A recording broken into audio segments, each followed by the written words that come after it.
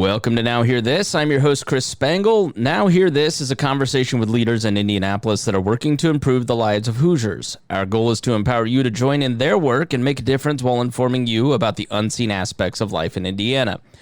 If you miss an episode, you can listen via podcast at nowhearthisindy.com. We have our first returning guest under the new regime here at Now Hear This. I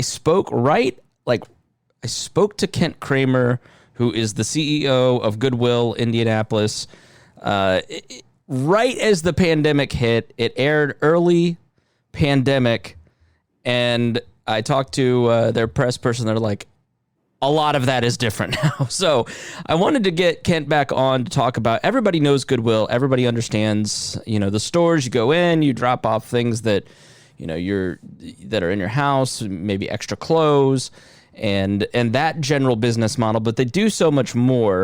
And we'll talk about that first in case you didn't catch our first interview. But first, let me say welcome to Kent. How are you? Chris, I'm doing great. Thanks for having me back. What seemed like a very long time ago, but it was just about 4 months ago. It feels like a completely different lifetime. It really does. You were the last of the pre-pandemic guests where everything was just nice and peaceful and fun and going well, and now it's all upside down. But let's start with the overall picture of Goodwill and recap some of what we talked about last time. What are some of the various programs that make up Goodwill? Yeah, well, Chris, our mission, we work to empower people to increase their independence and reach their potential. So that's what Goodwill is about. And we do that through a variety of programs. And mission statement says we do programs in employment, education, and in health. So a lot of folks, as you said, they know us for retail, and we employ a lot of folks through that avenue. And even though it's a job is like their foot in the door, we do wraparound resources for those folks, and we really try and lead them towards a career or education, anything that might lead them towards a job that has family sustaining wages, either that's with Goodwill or outside of Goodwill. So that's, we've been doing that for decades. And pre-pandemic, we had 4,200 employees. We brought most of them back, about 3,000 in retail. We brought almost all of them back, and that's now our new charge is to offer employment opportunities for folks. With unemployment being north of 11% right now, there are people out there looking for jobs. So employment is a key component of what we do. Education is the other kind of component. Another component, we operate 16 high schools, and those have had to adjust how we operate. But for the purposes of this question, 16 high schools, about 4,500 high school students. 15 of those schools are adult high schools called the Excel Center. They're located throughout the state. And it provides an opportunity, the Excel Center provides an opportunity for adults to get their high school diploma and additional certifications and credentials. So these are, said the last time, nearly 500,000 adult Hoosiers who do not have a high school diploma. Trying to navigate life is difficult at times. We also operate the Indianapolis Met, which is a traditional high school located downtown Indianapolis. Then we have a whole slew of other mission programs where we do home visitation program with first-time mothers called Nurse Family Partnership. We work with seniors. We have a placement organization. We do contract manufacturing, work with reentry population. So a lot of times, you kind of can keep going on, but there is more to Goodwill than a store. You also have the traveling nurse service. Is that still running? It is. Now, the visits are now done virtually, but we're still providing the same types of services, checking in with mothers and their babies. But because of COVID, we're doing that in a virtual environment, still delivering, necessary items for them, whether it's formula or diapers when they're in high need, but just doing it on the doorstep instead of in person. Yeah, and going back and listening to that interview for the impact that just the nursing service alone makes, I mean, it's truly incredible, and that's not something I knew that Goodwill did. Talking to Kent Kramer, who is the CEO of Goodwill of Central and Southern Indiana. And in the last interview, we talked about one of the most significant challenges as CEO, and that was right before the pandemic struck. And you talked about the merger between the central and southern regions. Goodwill is a national organization. There's different, I think you're completely independent, or clarify that for us. What is the distinction again? Yeah, there's 157 independently ran and operated and governed Goodwills across North America. So our board of directors is local. And the money that we raise stays right here in central and southern Indiana for our Goodwill. So we're one of a network of federated Goodwills across North America, 157. So in our last interview, just talking, I mean, the challenge was managing such a sprawling, large organization, especially as it's coming together. I imagine, is your response still the same? Is that still the main challenge? What is the main challenge of the last 4 months? What does it look like for you? Yes. I did list that as my kind of the biggest challenge. I've been CEO about 5.5 years, been with Goodwill about 18 and a half. And that was my biggest challenge. Now, by far, it is navigating through a pandemic. I teased the gentleman that led the search committee for me. I said, there were no pandemic questions in my interview process. What's this all about? So it has been extremely difficult, some very hard decisions across the organization. Blessed with a fantastic team that has helped craft the direction we needed to go. And help me with some of those really tough decisions, and work with really solid boards of directors, throughout this process. But it's been a tough 4 months, and it continues to be tough, Chris. There's still a lot of unknowns out there, a lot of increasingly difficult decisions to make. We just keep plodding along, but yeah, this is number one now on this from a difficulty standpoint in my career, what I've had to manage through. Yeah, and forgive me if this is somewhat of a delicate question. I don't, you don't probably want to put all your trade secrets out on the radio, but I'm curious, as employment has been the big topic through all this. Of course, health and safety is there, but when you're an organization like Goodwill that is a first-time employer or an employer of people who have difficulties getting employed elsewhere, I mean, I imagine that the challenges that you'd faced, what are some of the top 2 or 3 big decisions that you're going, all right, we as an organization need to solve this problem? What were some of those? Yeah.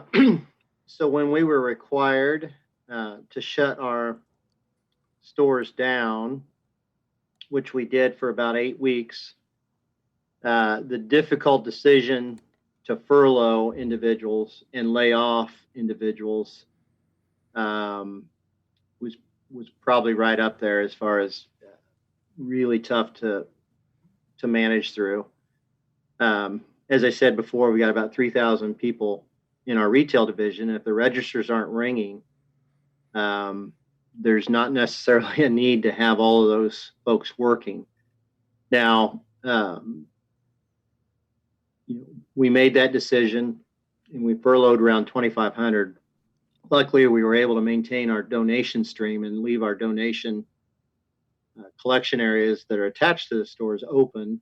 So we did keep about 500 folks employed, but right around 2,500 were put on furlough, and just making sure, because a lot of these individuals that we employ and serve are individuals that have barriers, like having a disability or lacking a high school diploma or having a criminal background, and knowing that there are limited options out there. Sometimes we are, sometimes the only option, or the last option, honestly. So knowing that we were doing that, and the federal government helped on that, knowing that individuals would get, through the end of July, $600 a week. That helped in our decision making and saying, you know what, that's our folks are going to stay whole. And Goodwill made the decision. It was a financial decision, but we made the decision to keep them all whole on their health care insurance. So we paid that while they were on furlough, so they were able to stay whole from a financial perspective as well as their health perspective with their insurance. So, and that, those decisions, that's just two of many that we had to make, but that never thought I would have to make, furloughing 2,500 people. But that's kind of where we did, and very pleased to say we've brought back almost all of those at this point. That's great. And so, I mean, just in the impact of that on people's lives. I mean, I'm in a middle class spectrum, and so my Facebook is middle class and white collar, and so doing this show is often a window into how other folks live. And can you give our listeners a sense of what this period has been like for your employees who were furloughed? Did that $600 a week, did that sort of keep everybody stable and in a good position? What did it become immensely tougher? Like, what's the degree of difficulty for your workforce through the last 4 months? Yes, and had the opportunity to speak with many of them, and for those that did get it, and I think you've probably heard that some people waited quite a bit to get it processed, but for those that did get it, it did in essence keep them whole. However, most of the families that we employ and serve, it's 2 and 3 jobs for that family to kind of keep afloat. And lots of times if they worked at Goodwill, their spouse or significant other might work at a restaurant. And, just a lot of uncertainty around jobs. And, if you're both off of work, trying to care for your family, it gets really difficult.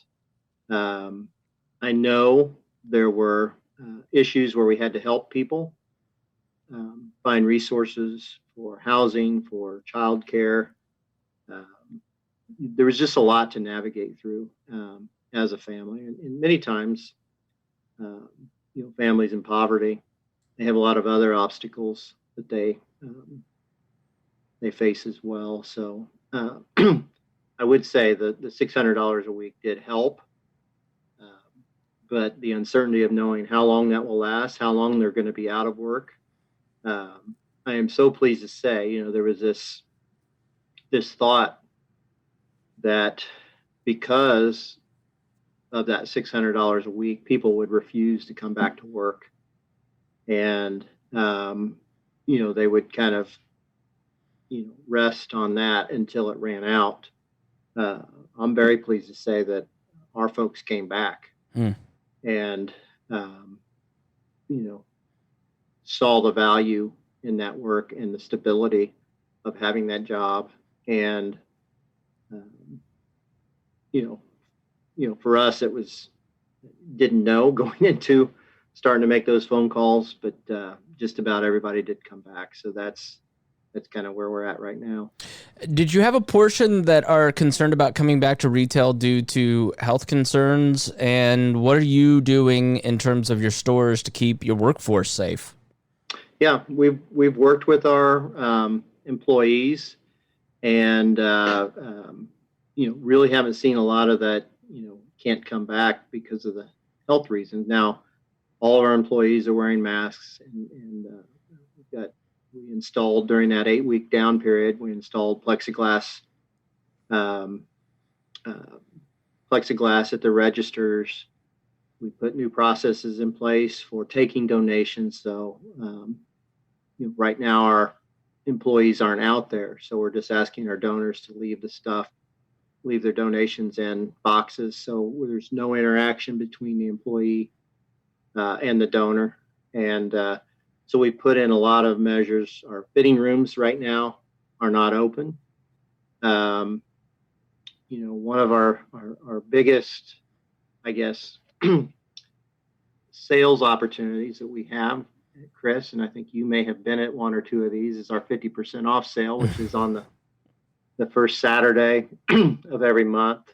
Because of the crowds that those attract, we've had to postpone those indefinitely, just because there's so many people, and we're keeping people 6 feet away in line. We have, like a lot of retailers, marked 6 feet between folks waiting in line. So we've really tried hard to put all the measures in place. Retailers, continually cleaning, and we opened up with, shorter windows of operation. We've expanded that now, but we continue to listen and do our best. Have you seen, we're a couple months into this, have you heard reports of, this, I'm trying to get a handle on the virus because it seems spotty in terms of reporting. And retail, what I've heard over and over again in reporting on retail is that if you're shopping, you're fairly safe. It's the people who are working there, and that's why the plexiglass is necessary, because they have the repeated, exposure. But have you seen anything in your workforce or shopping or any experiences over the last couple months with the virus that make you think that, all right, we need to take these steps? Have you tweaked anything? What has the retail experience been like with COVID for Goodwill? Yeah, so we thought initially, okay, let's look at this, and maybe we can get our donations back to where we're greeting somebody at their car and the trunk is open and we're able to, shake their hand at time, and thank them appropriately. Or we thought maybe fitting rooms might be closed for a month, because people try things on and they leave them in the fitting room, and we're kind of constantly going in and cleaning them out and opening the door for folks. And, because of, like you said, the reports that are coming out, and because of, honestly, of our success in not having, an abundance of cases within our own organization, we're like, okay, this is working, so let's keep pushing on. And we just made the decision on our 50% off sale. That's people ask all the time, so let's just go ahead and say, okay, through October, we're not going to have that. We're going to look at other ways to reward our loyal shoppers, but right now, trying to keep those crowds down is what we're doing, which is counterintuitive to myself, who's been in retail for 30 years, to say, okay, what can we do to keep people out? Yeah, I was downtown and standing outside of a BW3's that was 25% full, and they're like an hour and a half wait. I'm like, okay, I'll just go home and have SpaghettiOs. So that's great. I thought of you, and I live down on the south side, and there's an Aldi's right next to a Goodwill, and I was going into the Aldi's, and there were a couple employees under the bay where you do your drop-offs, processing an enormous amount of things that have just been left on the front stoop. And I think this has been a great time for spring cleaning over the last 4 or 5 months for folks. Have you just seen a massive increase in donations of just goods?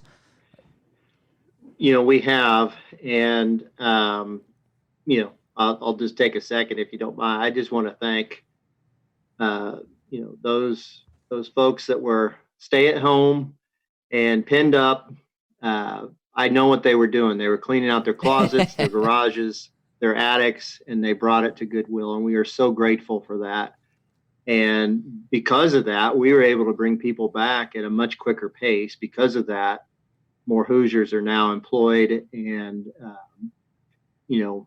working in productive jobs. So, and we're able to continue our other services as well. So,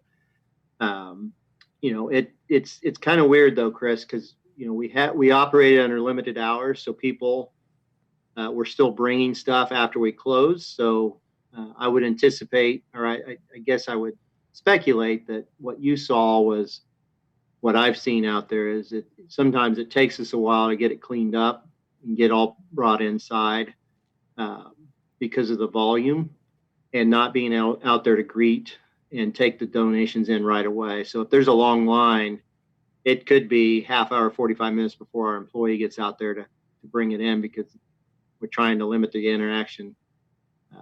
But yeah, donations have been strong, and we're trying to put those to be good stewards and put those to good use. Now, in the background of your Zoom is one of your Excel centers. Yes. When you popped up at first, I was like, oh, he's in the parking lot of and then I realized it was a green screen. I don't know what schools are going to do in the fall, and I think if you're an administrator, you're probably 50-50 on things right now. I mean, it's got to be a tough choice. I mean, as you look at these high schools, your Excel centers, your educational portions, a lot of these wraparound services that you have for that, what are you thinking in terms of the fall and how you'll proceed with schooling? Yes.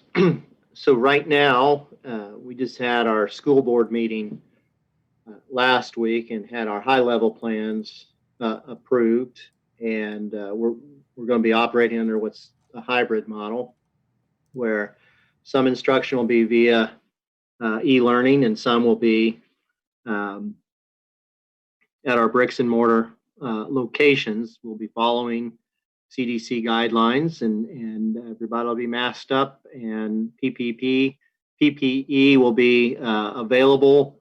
We'll double down on our cleaning, and if anybody wishes to go e-learning 100%, then we will afford them that opportunity.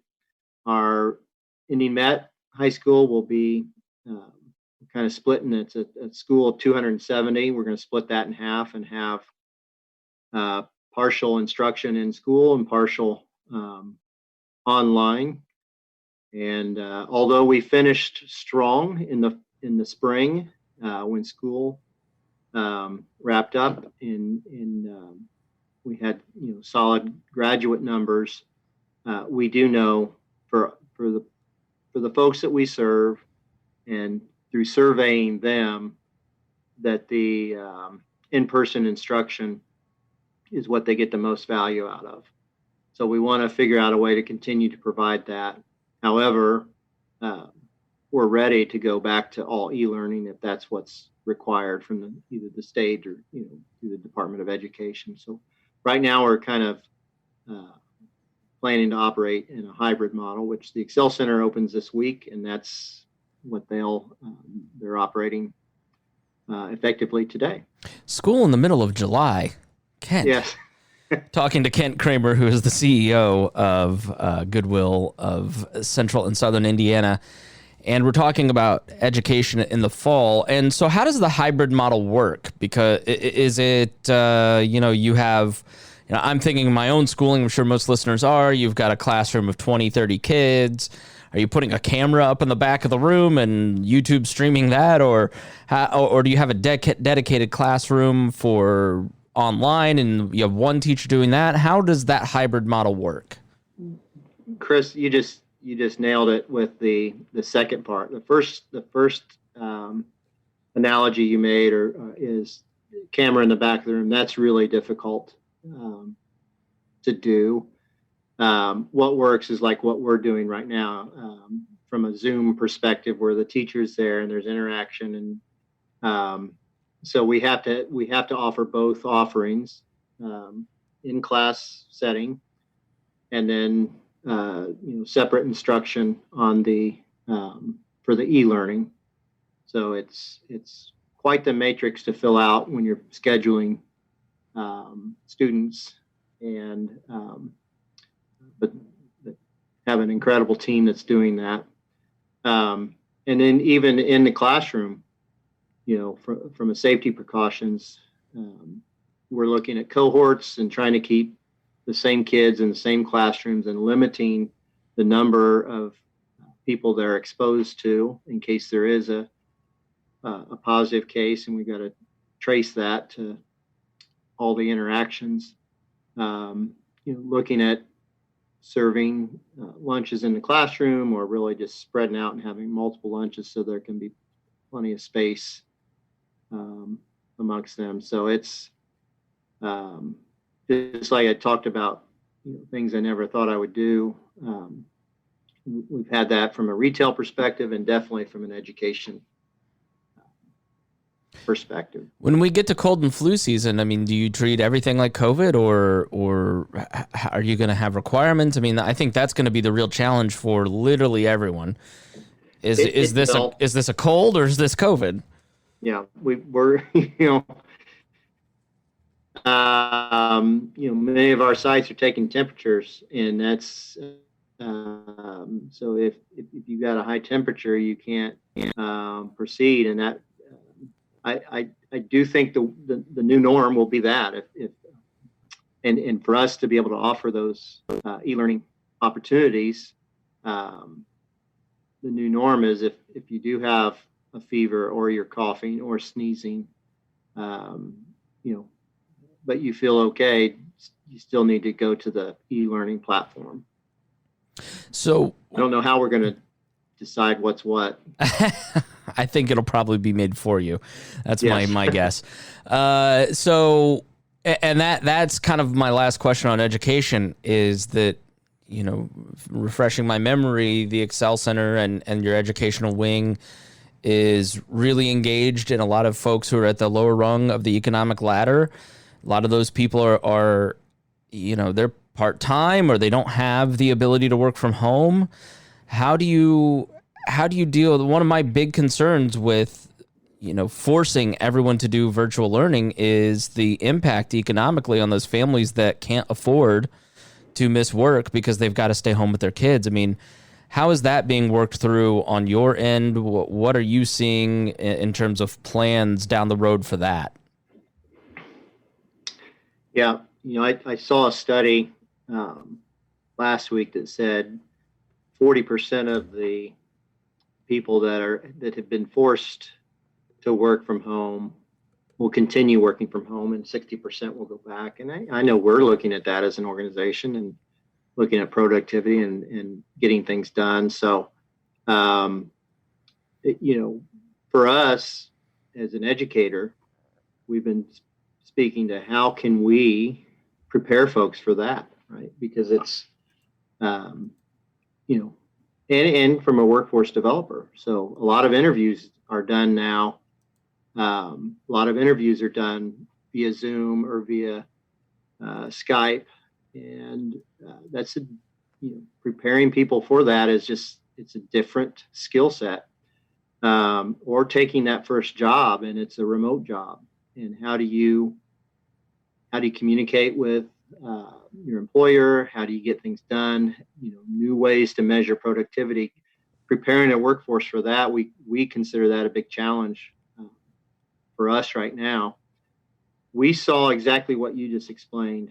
What people are facing is they've got to work, and they've got kids at home, and now they're trying to work from home or go to school from home themselves while kids are going to school. We deployed, and we got a nice grant. We cobbled together several grants to issue 600 laptops, because what we found is, one device at a family is just not enough when you got one person working and a couple students, and it just becomes more and more difficult. So those types of resources are going to have to be made available, Chris, so people can, figure that out. And then the whole childcare thing, I just heard of a school system today that announced that they'll be going to the e-learning platform indefinitely. And I'm just thinking about those families with jobs, and there's definitely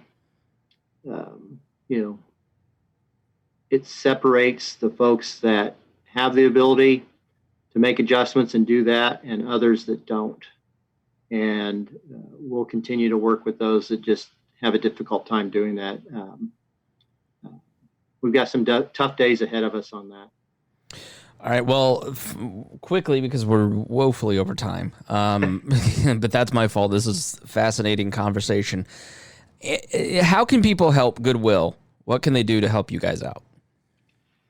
Well, continue to donate their gently used household items and clothing.